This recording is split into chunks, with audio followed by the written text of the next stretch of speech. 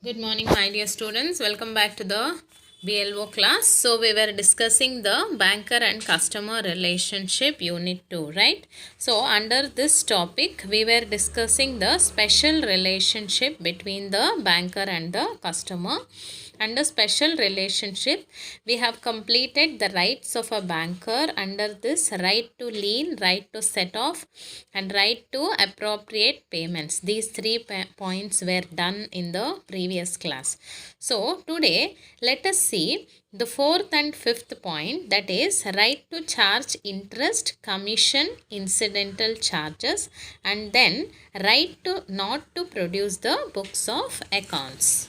Now, coming to the fourth point, that is right to charge interest, commission and incidental charges. See, the banker has the right to charge interest. As a creditor, the banker has the implied right to charge interest on the advance granted to the customer. That means if you are the customer, if you have taken any loans from the banker, then the banker has all the right to charge interest on whatever the amount he has granted in the form of advances or loans to you, and you have to pay the interest which is charged by the banker. And when the loan is sanctioned to you only, it is an agreement between the banker and the customer that you are going to repay the interest and principal on particular due dates. If you are not making the principal and interest amount on due date, then the banker can take a certain action on the properties which is mortgaged by you. So, the banker has all the right to charge interest on whatever the amount he has given to you. Then next one, right to charge commission. See, when the banker can charge commission, let us see, a banker renders several services to the customers, right? He is giving so much of services to the customer and they cannot be offered free.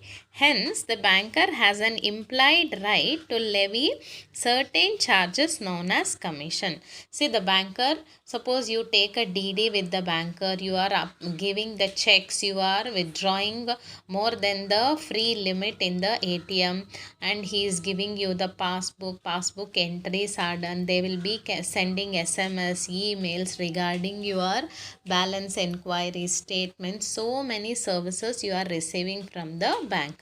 Even the banks have to pay salaries to the staff, right?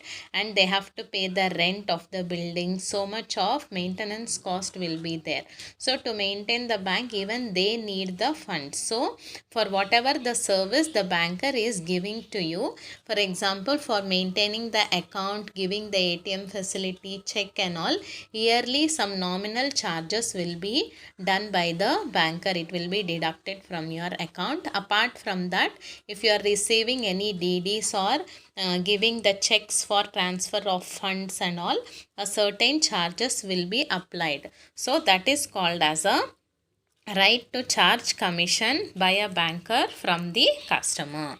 Next one, incidental charges. Let us see what is the meaning of incidental charges.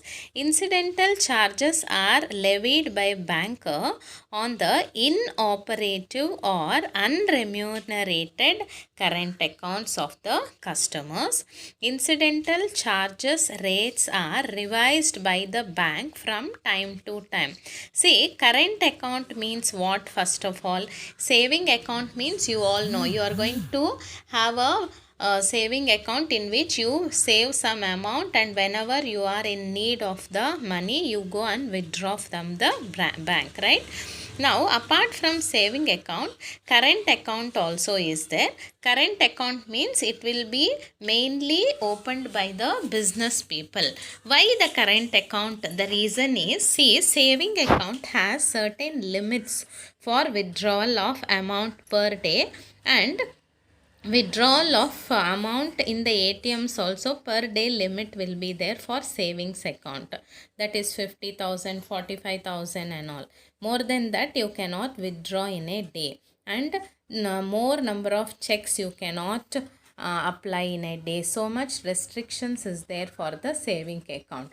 But if you take the big business firms, if they have some such restrictions, they have plenty of thousands of transactions in a day. So many checks have to be cleared, so many payments have to be done, so much of receipts will be happening.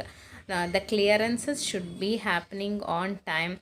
So all these things, if they have in the savings account, their charges will be more and they cannot maintain with the limited transaction. That is the reason for business people current account facility will be given, where they will not have any restrictions on the withdrawal of amount or transfer of amount or checks to be applied. Okay, so that is the reason current accounts will be opened for the business people apart from the savings account. So if the current account is opened by the business people and they are not operating this current account, then it will become inoperative or unremunerated. So if the current account transactions are not happening, then some incidental charges will be applied on this current account for the business people for not operating this account. The current account should always be active, always the transaction should keep happening. If it is inoperative or unremunerated, on such accounts the banker can charge some amount. So the charges applied on the current account for not operating is called as a incidental charges. Okay students, among these 4 points, I think you have already understood the right to charge interest. Interest is applied on the loan amount which is given to the customer by the banker. Then right to charge commission, that is for all the transactions maintaining your accounts, checks, ATM facility, DD facilities, for all these the banker can charge some part of the amount in the form of commission. Then right to charge incidental charges means for the inoperative current accounts, the banker can charge the incidental charges on the customer's accounts. And the last one is right to charge commitment charges. Now, what is this commitment charges?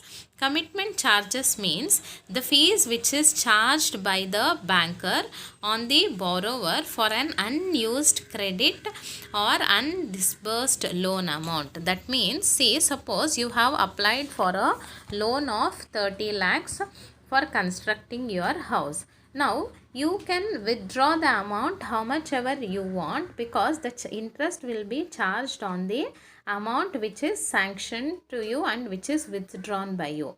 Suppose a loan account is created in your name, the banker will deposit all 30 lakhs into your account and you will withdraw 15 lakhs from 30 lakhs. So you will be paying interest only on that 15 lakhs.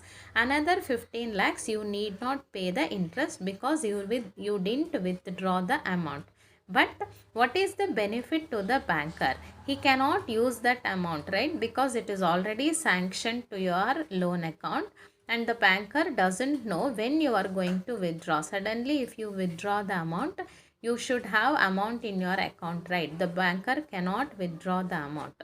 So, in this case, a minor amount will be charged as a commitment charges, that is a fixed percentage will be charged, so that the banker, the customer need not pay the entire interest charges. A small nominal charges can be paid in the form of a commitment charges to the banker.